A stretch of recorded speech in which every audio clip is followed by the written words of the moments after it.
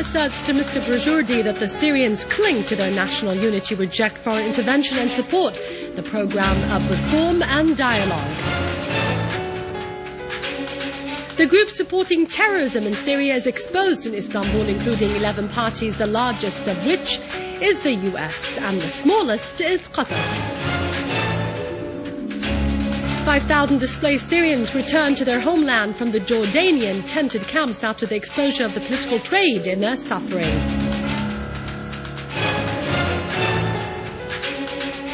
And units of the Syrian army control many villages in the Homs countryside and foil the terrorist criminal attempts in other areas.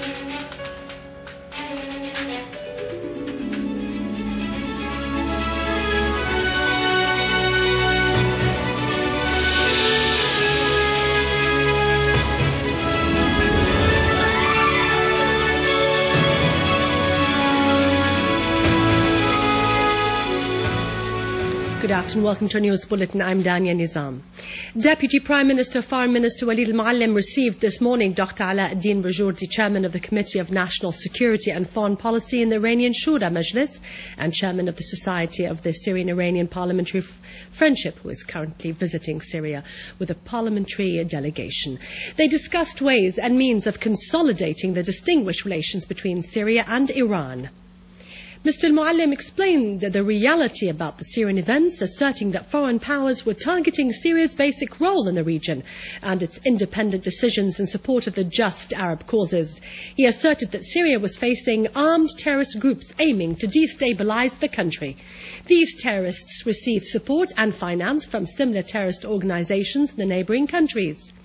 Some of them stole into Syria across the borders. They belong to extremist organizations. The minister pointed out that the Syrians cling to their national unity, reject all forms of foreign intervention, and reject any differentiation among segments of the Syrian society. They also support the program of comprehensive reform and dialogue, which was presented by President Bashar al-Assad. The Syrian leadership is determined to carry out this program. He asserted that reform could only be achieved through national dialogue among all the parties, the political and the social forces that believe in Syria's unity, sovereignty, independence and national dignity.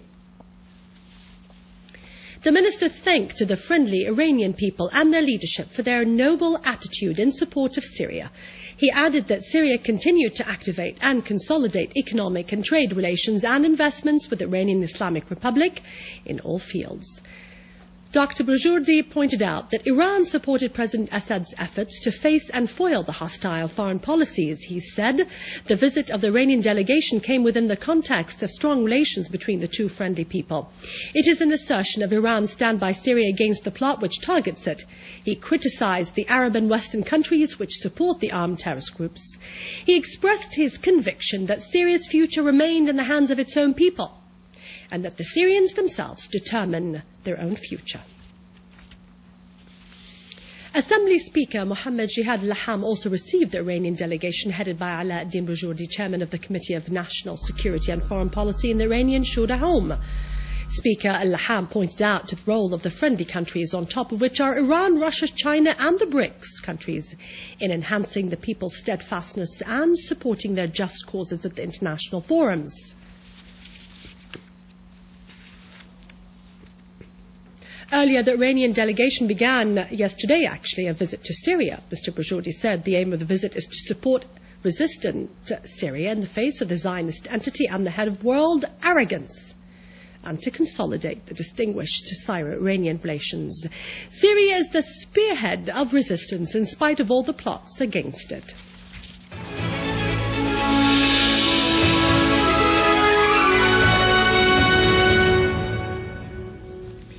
The Russian Foreign Minister Sergei Lavrov telephoned his American counterpart John Kerry to discuss the situation in Syria. The Russian Foreign Ministry said the telephone was in response to an American demand. Kerry had announced that the US would double its so-called non-lethal support to the Syrian opposition. This was part of the series of the so-called Conference of Syria's Friends in Istanbul yesterday. He pointed out that the value of this additional support would amount to $123 million, thus raising the total value of American support to the Syrian opposition to $250 million. Nearly 5,000 displaced Syrian citizens have returned from Jordan to Daraa. This brought the number of returning citizens to more than 55,000 people during the last few months. These displaced people were driven out for a dirty purpose that has become known to everybody. They were threatened with death, sickness and starvation away from their homeland, which embraced its sons who refused to seek refuge outside.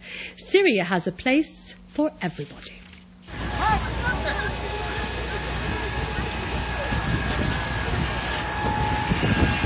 الله أكبر الله أكبر بتيجي بلا مي سيارة إسعاف بتيجي بلا أكسجين ولا الأخوة يا بشر كرفانات ما عم تروح البشر سالكم سنة تشحدوا علينا. These people were Syrian citizens before they were driven out of their homeland to become a cheap commodity in a dirty political market for slavery, since the first tent was set up in Turkey to fabricate a crisis of displaced people. الشباب الأرادنة بيجوا بتحرشوا بالسوريات من السابع ل6 سنين بدهم يخطفوهن ويطلعوهن لبرا فحتى الطفل الجد هاي عم بتحرشوها. They became beggars seeking food outside their homeland. Syria embraced 1 million Lebanese citizens and 2 million Iraqis and Palestinians, treating them all as its own sons, giving them security, education and medical services. The displaced Syrians were driven out of their homeland for political purposes. Today, they are prevented by brutal force from returning home. They are being starved and part of their bodies are taken out for trade, while the women are being raped by their hosts. The refugees became very angry when a Jordanian intelligence agent raped a refugee woman. This crime was neglected and ignored by the 80 countries who met in Morocco, claiming to be friends of the Syrian people. The starvation, misery and rape were ignored by those who trade with the situation for dirty political purposes. The escaping military figure, Thair Musa al-Abboud, admitted that he received military training in Jordan under the supervision of Jordanian officers before he stole into Syria to carry out crimes of murder and sabotage. The admission was telecast by the Syrian TV yesterday. Al-Abboud said that he came from the village of Al-Nu'ayma in Daraa. He was met by Hassan al-Abboud, the leader of a terrorist group, who instigated him not to return to the Syrian army. A few days later, he was sent to Jordan to receive military training. In Jordan, he was received by Mahmoud al-Abboud, brother of Hassan al-Abboud, and stayed for 8 days receiving training under escaped Syrian officers and 10 Jordanian officers. Then he returned to Daraa and was given an automatic gun. His terrorist group attacked military roadblocks, killed several soldiers and forced shops to close down by force. Then the terrorists erected roadblocks to prevent pupils from going to their schools. They also stole a number of cars and plundered shops, distributing the stolen things among the terrorists.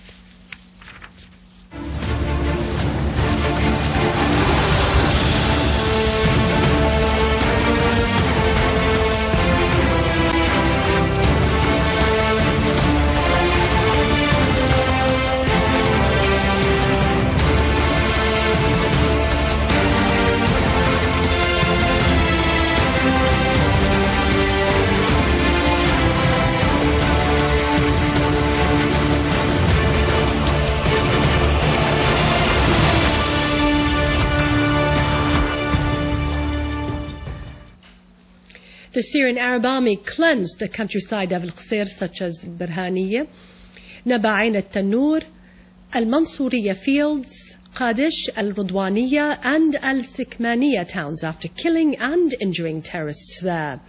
The Syrian TV made a field trip to many countries in Al-Qasir countryside on the borders with Lebanon as the Syrian Arab Army restored safety to most of its countryside, such as Qadish and Al-Rudwaniya, after terrorists attacked the innocent citizens inside their houses, in addition to the explosive devices which they put inside the houses of the citizens and the mosques, which were transformed to hideouts in order to attack people there. Noting that those terrorists were accompanied by the expiatory groups from Lebanon who were smuggled through Arsal in Lebanon, then to the Syrian lands. In Damascus countryside, the Syrian Arab Army units carried out a serious a series of operations against terrorist groups in Daraya al-Thiyabiyya, Yalda and Hajira, destroying their criminal tools of weapons and ammunition. An official source mentioned that the Syrian Arab Army is still carrying out operations in Daraya town on several axes to the south of Sukaina Shrine and the surroundings of Ali bin Abi Talib Mosque to the east of the town, which led to the killing and injury of several terrorists. The army also controlled several residential blocks near Syria Tel Center in the town. The source added that the Syrian Arab Army units killed several terrorists, including Hussein al-Ramli and Mohammed al-Marzuki in al-Thiyabiyya town. The Syrian Arab Army also eliminated several others, including Ahmed al-Mitlaq and Badi' Aqla in Hajira.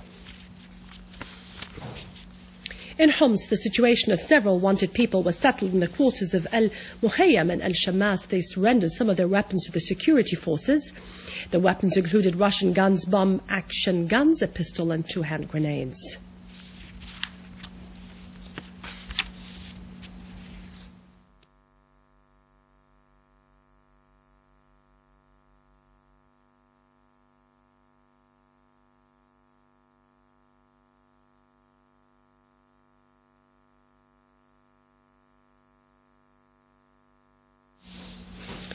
In the Damascus countryside, our valiant armed forces captured a vehicle from the terrorists heading from the area of the Berada Valley towards Damascus. The car contained very advanced modern contact equipment, guns and night binoculars and ammunition.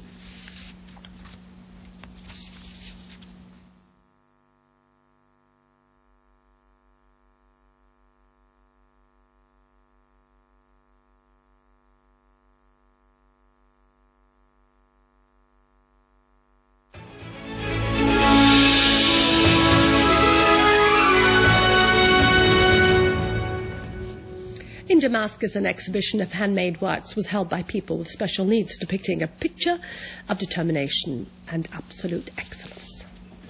Syrians of the greatest hope are always up to the challenges, proving that even the physical handicaps do not hinder man from continuing his life as normal.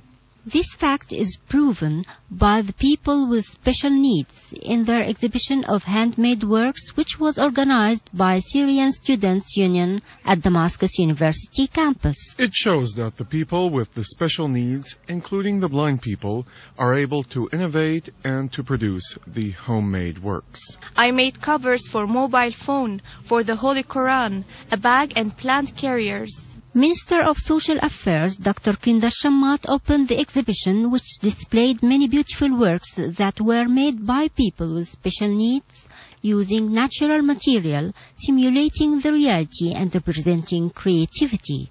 What I have seen has exceeded all expectations. All people, including those of special needs, are capable of producing, if we could help them.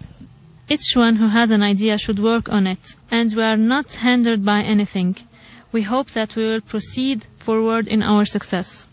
We hope to remain well, to keep our country safe, and not to be deprived of this beautiful nature. By hope, they achieved the impossible, and by their determination, they showed their creativity, proving that will and perseverance are the main aspects of success.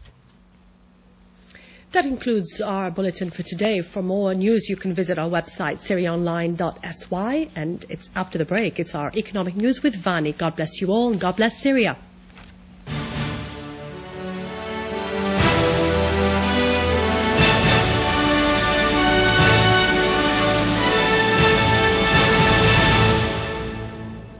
Good afternoon. The governor of the Central Bank of Syria said that the government should instruct the stakeholders in the Ministries of Finance, Economy and Internal Trade to pay their loans to the real estate bank, underlining the necessity of finding the reasons for these loans, which exceeded 11.5 billion Syrian pounds and must be paid to the real estate bank. The governor said that the establishment did not adhere to all the signed contracts with the real estate bank, pointing out to the need of a feasibility study on loans because the establishment justifications for not paying their loans are not convincing.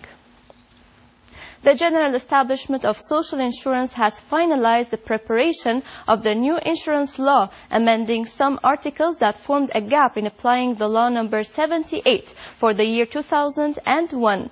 The General Manager, Dr. Khalaf Al-Abdallah, affirmed that the new law must achieve the maximum benefit for the workers in all the sectors, pointing out that the most important gap will be avoided in the new law, which is the possibility of giving insurance to the Syrian workers in all the countries abroad. The new law allows granting the double insurance for the workers in the private and public sectors, and it also allows female workers to inherit their husbands' salaries before their retirement. The General Manager of Textiles, Suhail Saeed, declared that the establishment is following up dealing and marketing process with the friendly countries such as Iran, China, and Russia. A part of the establishment's debt, which is 48.3 billion Syrian pounds, has been paid to the cotton establishment. He affirmed that there is no surplus labor, which has been considered by some companies as a justification for the losses, pointing out that this required reconsidering the number of staff in the production sector in order to be well distributed. The Iranian oil minister announced that it was agreed with Shell Company to get the needed licenses from the European Union and the United Nations to pay all of Shell's debts to Iran. The minister added that Shell does not buy oil from Iran, but these debts are from previous dealings. However, these funds were frozen due to the embargo, but Iran is capable of transporting oil to any country in the world. He also suggested that the production may reach 1.2 million barrels per day, and the gas production may reach 400 billion cubic meters instead of 250 billion.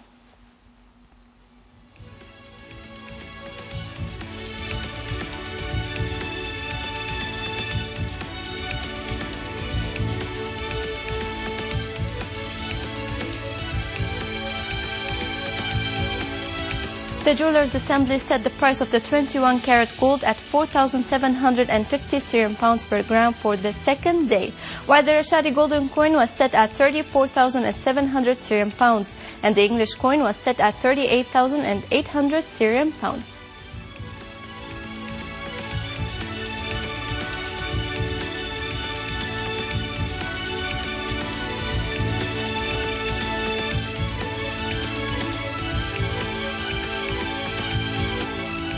And now over to the exchange rates according to the bulletin of the Central Bank of Syria.